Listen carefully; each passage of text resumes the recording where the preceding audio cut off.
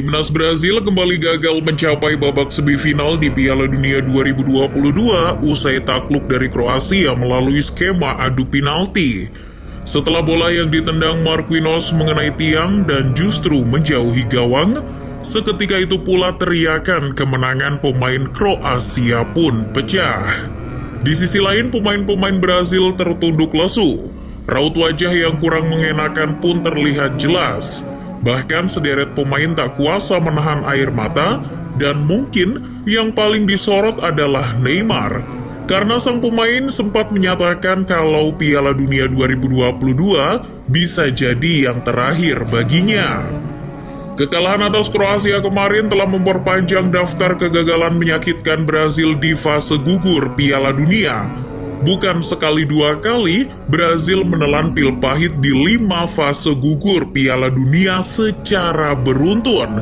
Lantas, bagaimana kisahnya? Rangkaian kegagalan ini berawal di Piala Dunia 2006. Selecao yang datang ke Jerman dengan status juara bertahan pun mengemban misi untuk mempertahankan gelar juara dunianya. Namun naas di babak perempat final mereka justru kandas di tangan Prancis dengan skor tipis 1-0. Brazil menuju Piala Dunia 2006 masih dengan sebagian besar skuad juara dunia 2002. Hanya saja ada beberapa penambahan pemain dan pergantian kursi kepelatihan. Meski bertabur bintang, Brazil tak bisa lepas dari kutukan juara bertahan yang terus menghantui. Namun Ronaldinho DKK mampu mematahkan kutukan tersebut. Bergabung dengan Australia, Jepang, dan Kroasia di grup F, skuad asuhan Carlos Alberto Parreira menyapu bersih 3 pertandingan babak penyisihan grup dan lolos sebagai pemuncak klasemen. Di babak 16 besar, Brazil harus menghadapi Ghana. Skuad The Black Stars ternyata bukan halangan berarti bagi Selecao. Namun setelah mengalahkan Ghana, tim Samba kandas di babak perempat final oleh salah satu tim kuat lainnya, yakni Prancis. Tanpa menyampingkan performa ciamik Zinedine Zidane yang menari indah di lini tengah, Thierry Henry lah yang menjadi mimpi buruk timnas Brazil kala itu. Gol sematawayangnya di menit 57 berhasil memulangkan sang juara bertahan sekaligus memupuskan asa Selecao untuk mempertahankan gelarnya. 4 tahun berselang, hal serupa tapi tak sama kembali dialami oleh timnas Brazil. Berangkat ke Afrika Selatan dengan kekuatan terbaik, Selecao lolos ke babak 16 besar dengan meyakinkan. Dari 3 pertandingan yang mereka mainkan, skuad asuhan Coach Dunga berhasil mengantongi 2 kemenangan atas Korea Utara dan Pantai Gading, serta 1 hasil imbang kala menghadapi Portugal. 7 poin sudah cukup bagi Brazil untuk memimpin klasemen grup G guna melangkahkan kaki ke fase gugur. Bertemu Chile di babak 16 besar tak membuat Dani Alves CS gentar. Mereka berhasil mengatasi perlawanan tim yang diperkuat Alexis Sanchez dengan mudah. Melalui 3 gol yang dicetak Juan, Luis Fabiano, dan Robinho, Brazil melangkah ke babak perempat final.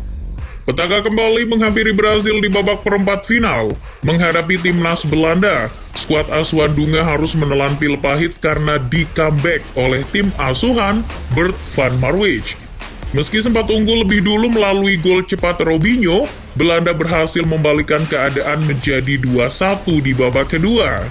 Salah satu kesalahan Brazil saat itu adalah ketidakmampuan lini tengah meredam pergerakan Wesley Sneijder. Ia jadi pemain yang paling bersinar dalam pertandingan tersebut. Bahkan 2 gol The Orange merupakan buah kerja keras Sneijder. Salah satunya melalui sundulan yang memunculkan selebrasi tepok jidat yang sangat ikonik waktu itu. Tahun 2014, Brazil ditunjuk sebagai tuan rumah pesta sepak bola paling akbar tersebut. Mendapat keuntungan sebagai tim yang bermain di depan publik sendiri. Selecao menetapkan target maksimal, yaitu juara. Namun kesulitan langsung hadir saat Neymar dan kolega mencapai sistem gugur. Tim Samba susah payah saat kembali bertemu Chile. Mereka hanya mampu menang lewat adu penalti, Kemudian Selecao hanya menaklukkan Kolombia dengan skor tipis 2-1 untuk mengamankan satu tempat di babak semifinal. Brazil bisa bernafas lega, setidaknya mereka tak lagi gagal di perempat final. Namun bencana sesungguhnya bagi Brazil justru dibawa oleh tim kuat yang kala itu keluar sebagai kampiun, Jerman. Menghadapi Der Panzer di partai semifinal, Brazil babak belur dihajar Thomas Muller DKK dengan skor sangat telak 7-1. Kekalahan memalukan ini sekaligus mengakhiri perjalanan tim Samba di Piala Dunia lebih dini dari perkiraan. Lagi-lagi, kelemahan Brazil berada di lini tengah. Dilansir BR Football, dua gelandang bertahan Brazil, Luis Gustavo dan Fernandinho, gagal menghentikan serangan yang dilancarkan Jerman. Terlebih Dante yang menggantikan peran Thiago Silva dirasa tak berjalan dengan baik. Performanya sangat buruk. Di Piala Dunia 2018 pun demikian. Meski kembali menjadi tim yang diunggulkan, nyatanya mereka tak mampu berbicara banyak.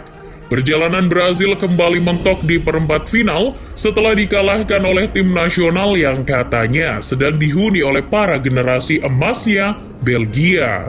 Lagi-lagi Brazil dengan nyaman melenggang ke babak 16 besar sebagai juara grup E Piala Dunia 2018 dengan mengumpulkan 7 poin. Di babak 16 besar, Brazil bertemu dengan sesama wakil CONMEBOL, Meksiko. Menghadapi tim yang selalu gagal di 16 besar, membuat anak asuh Tite tampil pede. Memusatkan serangan pada Neymar, Brazil berhasil memenangkan laga dengan mencetak 2 gol tanpa balas. Berkat kemenangan itu, Brazil melangkah ke perempat final dengan dihantui kegagalan di masa lalu. Dan benar saja melawan generasi emas Belgia, Selecao Keok. Laga yang dimainkan di Kazan itu kembali mendatangkan tangis bagi tim Samba. Kecemerlangan Thibaut Courtois di bawah mistar dan Kevin De Bruyne di lini tengah membuat Brazil kembali mengemasi barangnya di babak perempat final. Yang teranyar terulang di Piala Dunia 2022. Kembali berangkat dengan skuad termewah di Qatar, Brazil sudah pasti jadi unggulan di edisi kali ini. Mereka bahkan diprediksi bakal mencapai partai final dan menghadapi Argentina untuk memperebutkan gelar juara. Sayangnya Dewi Fortuna lagi-lagi enggan berpihak pada anak asuh Tite. Meski berhasil lolos sebagai pemuncak klasemen grup G, nasibnya kurang mujur di fase gugur, terutama di babak perempat final. Bertemu tim kejutan edisi lalu yakni Kroasia, timnas Brazil dipaksa pulang kampung lebih cepat melalui drama adu penalti. Kroasia berhasil memenangkan babak adu tos-tosan dengan skor 4-2 setelah tendangan penalti Marquinhos membentur tiang gawang. Vatreni pun lolos ke semifinal Piala Dunia 2022, sementara Brazil harus rela angkat koper dari Qatar. Mungkin Brazil bisa lolos dari kutukan juara bertahan, tapi tampaknya mereka belum menemukan solusi untuk menembus babak final dalam 5 edisi Piala Dunia terakhir.